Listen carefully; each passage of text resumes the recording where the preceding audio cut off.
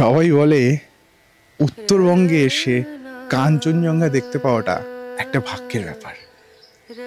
আর প্রথমবার কাঞ্চনজঙ্ঘা দেখাটা এক অসাধারণ অনুভূতি।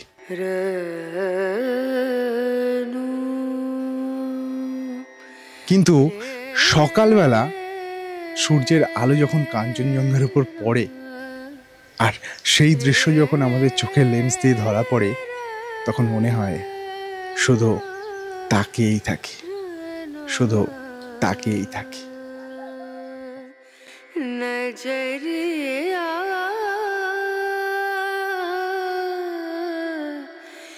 लागे